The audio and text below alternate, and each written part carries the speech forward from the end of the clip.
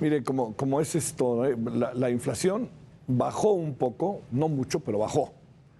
Pero nos muestra el análisis cotidiano a quién le pega más la inflación, por más que haya bajado poco. La población con menos recursos sufre una carestía superior a 9%. Estas son cifras del Instituto Nacional de Estadística y Geografía, mientras la inflación general llegó hoy a 8.5%, esto en la primera quincena de octubre. A ver, ¿en qué se traduce esto? ¿Qué quiere decir esto? Que las familias que reciben máximo 5,190 pesos al mes enfrentaron una inflación de 9.3%, o sea, más. Las familias que ganan hasta 15,560, 9.3%. De 15,000 a 31,120, 8.9. Más de 31,000, 8.1. Bueno, esto tiene que ver en función del proceso inflacionario, para que debido a que los precios de los bienes, de los servicios que consumes, pues subieron 8.1%. Bueno, el INEGI reporta también que los alimentos subieron 15.7% para las familias que ganan menos. En cambio, aumentaron 14.4% para las que perciben más. O sea, ¿entiende? Los que menos perciben subieron más los alimentos. Los que más ingreso tienen, subieron menos los alimentos. El presidente presumió la disminución del porcentaje de la inflación general anual. Sin duda es importante porque parecía en una auténtica, ya sabe, cadena interminable. Pero reconoce que el componente que se redujo fue el del sector energético, porque no ha aumentado el precio de las gasolinas y las tenemos subsidiadas. Y el diésel, pero en el de alimentos se seguirán en coordinación con las empresas. Si las empresas dicen, estamos haciendo todo lo que se tiene que hacer, no, está ahí a la mano. Bueno, ¿qué le parece si le damos vuelta al asunto? Porque es de primerísima importancia este tema. Es de primerísima importancia porque tiene que ver con que, fíjese, un gobierno que lanza primero a los pobres, un gobierno que tiene políticas públicas que está directamente estableciendo hacia los que menos tienen, un gobierno que dice, bueno, vamos a tratar de controlar la inflación para ir con los que menos tienen, un gobierno que dice hay que tratar de tener el control de la canasta básica, resulta que aquellos que menos reciben son los más afectados por los procesos inflacionarios. ¿A qué se debe todo esto?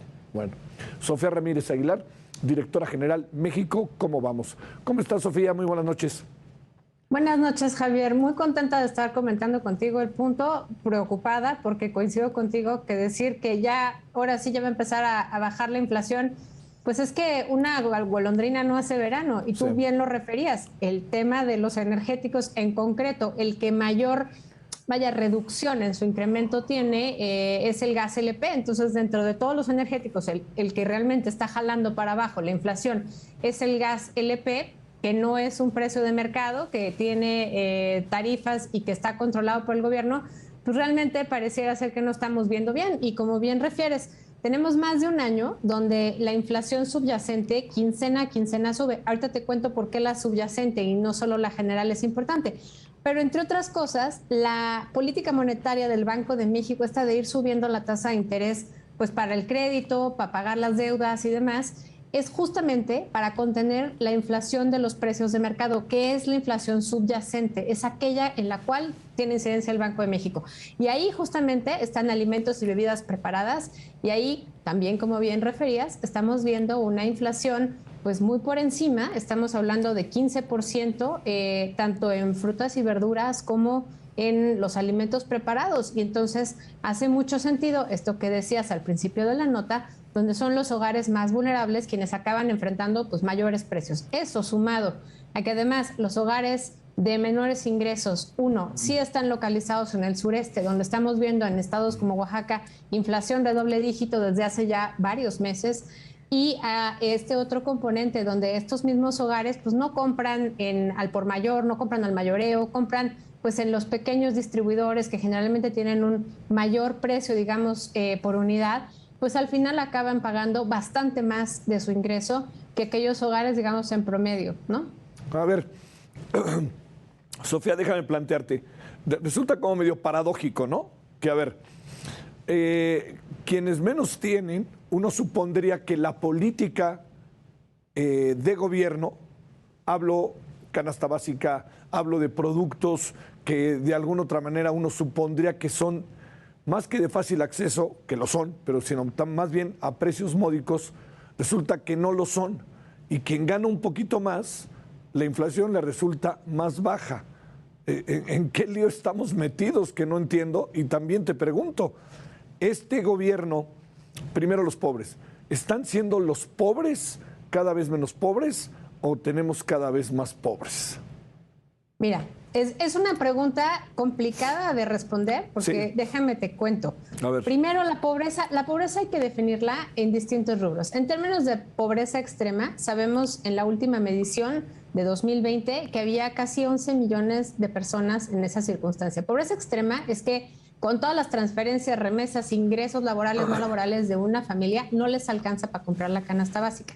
Ahora, esa pobreza posiblemente en la medición de 2022, en la que se está levantando ahorita para publicarse el próximo año, lo que vamos a ver es que probablemente no haya disminuido, porque entre otras cosas los programas sociales pues están ubicándose de manera equivocada. Un ejemplo, cuando tú subsidias o promocionas, digamos, das un programa social que apoya que más niños y niñas vayan a la primaria, estás beneficiando a los hogares de menores ingresos, que son quienes envían con mucho esfuerzo a sus hijos a la primaria. Este gobierno, al dar mayores estímulos a los niveles educativos más altos, descuidando y descobijando a la educación primaria, lo que acaba pasando es que menos niños de estos hogares van a concluir la primaria y simplemente estás subsidiando a los hogares de desarrollo medio. Ojo aquí, no quiero decir que tenemos que promover menos la educación, pero no todos son transferencias, mucho tiene que ver con la calidad de la educación. Otro buen ejemplo es que la pobreza laboral, pues obviamente con la pandemia, pobreza laboral quiere decir las personas que con el ingreso laboral del hogar no pueden comprar la comida suficiente para todos los miembros del hogar. Bueno, esas personas posiblemente con esta recuperación económica estamos viendo cómo disminuye el porcentaje de personas en pobreza laboral. No es menor, estamos hablando que es 38% de la población en la última medición al segundo trimestre de este año. Sin embargo, pues obviamente hemos visto un mercado laboral que se recupera como estaba antes, que son 6 de cada 10 empleos en el mercado informal, o sea, en empleos informales, sin prestaciones, sin seguridad social. Eso, por supuesto, nos pone en una posición de muchísima vulnerabilidad porque ante la recesión que se espera que venga en octubre del próximo año, digamos en Estados Unidos y por consiguiente en el mercado mexicano, pues lo que va a pasar es que esos son los empleos que primero se van a perder, como se perdieron en la pandemia. Entonces la pobreza laboral va a volver a subir.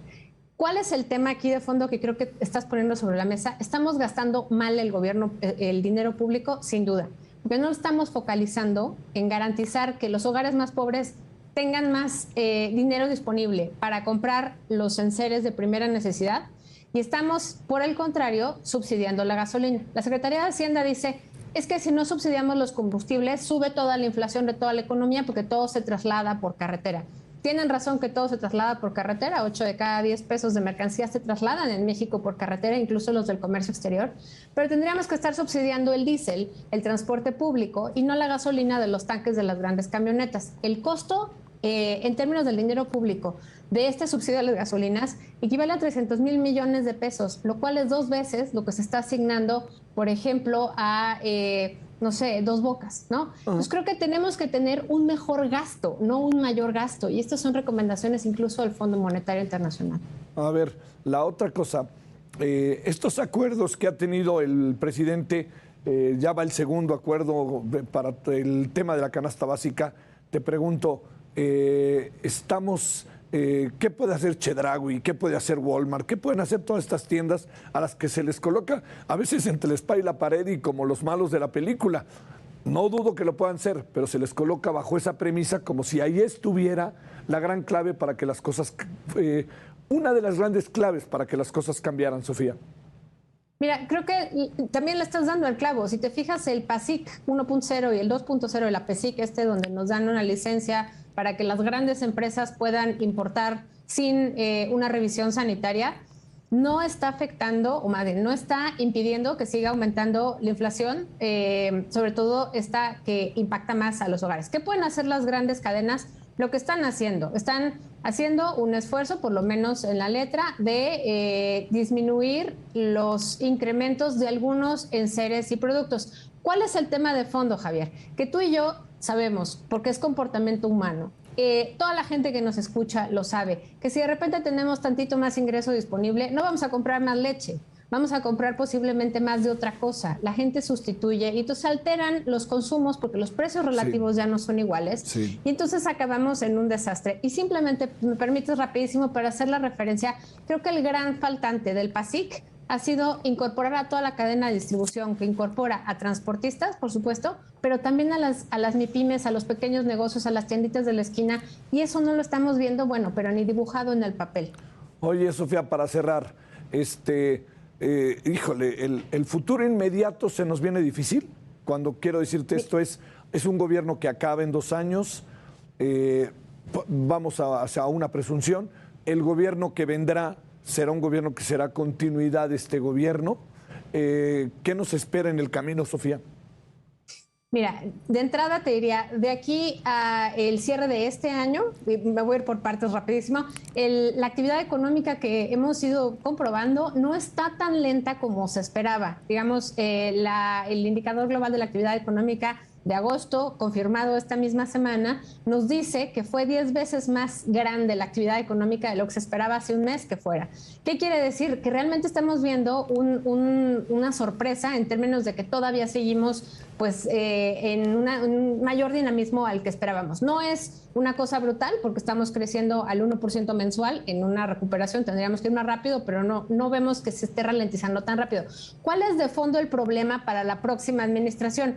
Ya tenemos que dar por descontado que va a haber una ralentización económica el próximo año porque nuestra economía está íntimamente ligada con la de Estados Unidos, eso es un hecho. Pero la próxima administración va a necesitar sin duda una reforma fiscal y a nadie le gusta cobrar impuestos, a nadie le gusta pagar impuestos porque es sumamente impopular para quienes los cobran y es sumamente molesto para quienes los pagan. Entonces yo creo que el nuevo gobierno no va a llegar con los mismos niveles ni de apoyo ni de aprobación que tiene el señor presidente hoy día, que es una aprobación muy personal. Y va a ser un reto enorme para las finanzas públicas poder tener esta reforma fiscal que además es inevitable porque si no, no nos va a alcanzar, vaya, incluso no nos va a alcanzar el próximo año para lo que dicen que nos va a alcanzar. Y los recortes, sin duda, acaban siendo siempre en salud, en educación, en infraestructura social y en todos aquellos pequeños gastos que pareciera que son irrelevantes, pero que en el largo plazo nos permiten tener pues crecimiento y sobre todo bienestar para la gente.